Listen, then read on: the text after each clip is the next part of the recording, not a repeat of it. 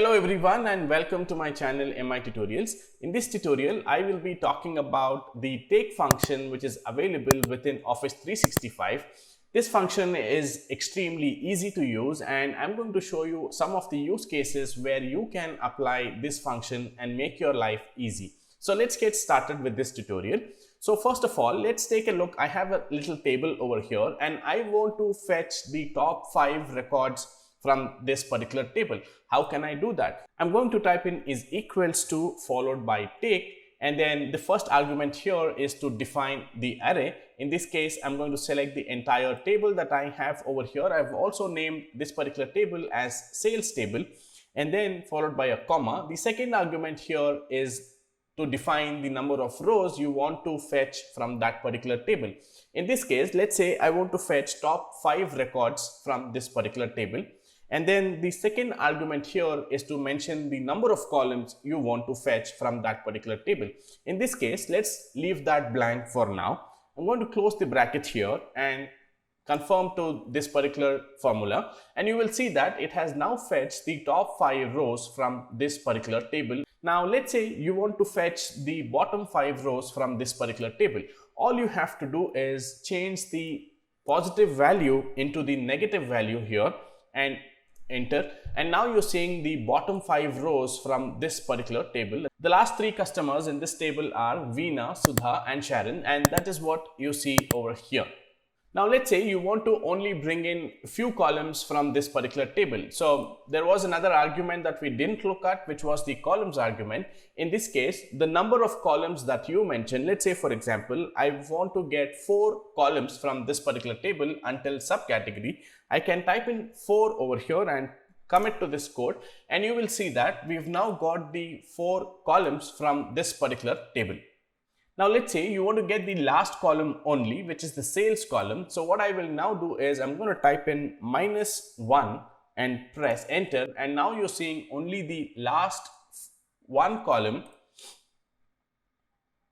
and now you're seeing the last column of the table here with the last 5 rows. So we're saying -5 over here, which means that we need the last 5 rows of the table, followed by a -1 over here, which means that we're interested in looking only at the last column of this particular table. And by doing this, you're getting to see the last 5 records and the last column from that particular table.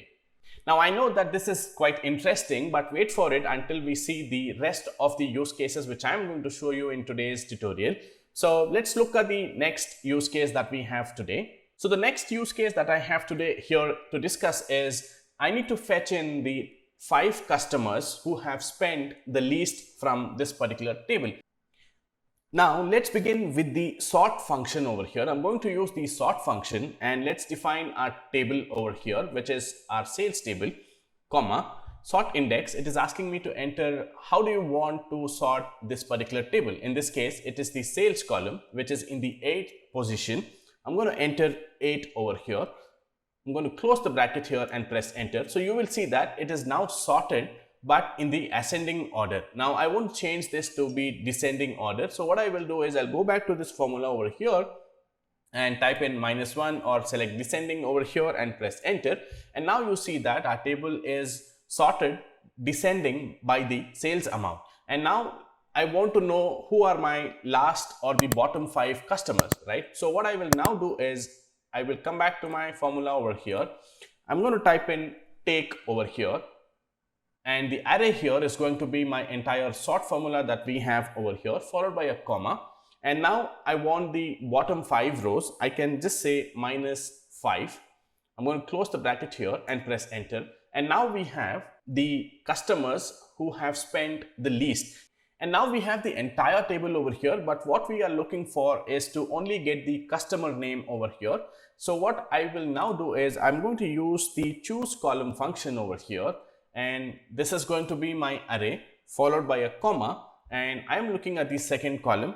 So I'm going to type in 2 over here, close the bracket and press enter. And now I have the bottom 5 customers. I can simply copy this over here and paste it in this section to get the bottom 5 customers, or the customers who have spent the least from our table.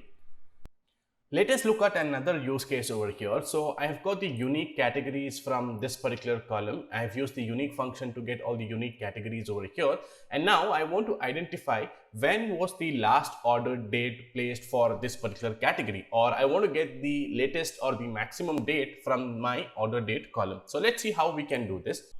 So first of all, I'm going to use the filter function over here to filter this table here by the category that I have in this particular cell. For example, the first cell here is snacks. So I want to filter this table over here to show us the data only for the snacks category. So I'm going to select the array in this case, and then followed by a comma, and then I'm going to select the category that I have over here and say is equals to this cell. I'm going to close the bracket here and press enter. So now you see that we've now fetched the snacks category records from this particular table, and now we need to sort this particular table here by the order date. So I'm going to use the sort function over here. I'm going to pass the entire formula here as an array followed by a comma. I want to sort the index here by the date. In this case, it is at the 6th position. I'm going to enter 6, close the bracket here and press enter, and now you see that our table has been sorted and the latest date is appearing towards the end of the row, which is the last row of the table. And now we need to select or choose only this particular column to appear instead of the entire table. So what I will now do is I will use the choose column function and pass the entire formula as an array followed by a comma, and the column number here is 6. I'm going to enter 6, close the bracket here and press enter. Now that we've got the column that we want, I can now use the take function here. Pass the entire function again as an array followed by a comma. The row that I want is the last row over here. We already saw earlier that we need to enter -1 in case we want to fetch the last row. I'm going to close the bracket here and press enter, and now I can simply drag the entire formula over here in these cells, and now I've got the latest or the maximum or the last order date for this particular category. Let's take a quick look and check if this information is correct. I'm going to take a look at the fruit and veggies category. I'm going to select fruit and veggies over here, and you see that the last order date, let me sort this as newest to oldest. You see that the last order date is 9th December 2022. Let's get rid of this filter and check, and it is actually correct, 9th December 2022. Now my next use case here is to identify the customer name who has the highest sales and the lowest sales by using one single formula. I don't want to use two different formulas over here to identify that. I just want to use one single formula. So this is an interesting one. So let's see how we can do this. I'm going to use the sort by function over here. Sort by. I'm going to select the sales table in this case followed by a comma. In the next argument, I'm going to select my sales column over here. I'm going to close the bracket here and press enter. And now I have the entire table sorted in ascending order. Now, since the sort by function is returning the entire table over here, we will only need to return the customer name in this case. So let's pass in the choose column function over here to bring in only the customer name. So I'm going to enter 2 over here in the second argument so that I can only have the customer name in this case. And now I will pass in the take function and pass the entire function over here as an array followed by a comma. And now I want to bring in the last column in this case, which is our highest sales customer name. So I'm going to enter -1. I'm going to close the bracket here and press enter. And now I have the highest sales customer name populated in this particular cell. But I also want to populate the lowest sales customer name as well within the same formula, right? So to do that, what I will now do is I will go back to my take function argument. Instead of -1 over here, I'm going to open a curly bracket. I'm going to enter -1 followed by a comma, and then I'm going to enter 1 and close the curly bracket. So what this is doing is it is fetching the last row of that particular table, and it is also fetching the first row of that particular table. And now when I press enter, you will see that I have both the names, which is Yusuf and Sharon, appearing from one single formula, but it is spilling over to the second cell over here. So overall, take is a great function which Excel has introduced in Office 365. I hope you guys make use of this function and make your life a little more easier. So that's it guys in this particular tutorial. I hope you enjoyed this tutorial. You learned something new today. Please consider subscribing to my channel for more such tutorials.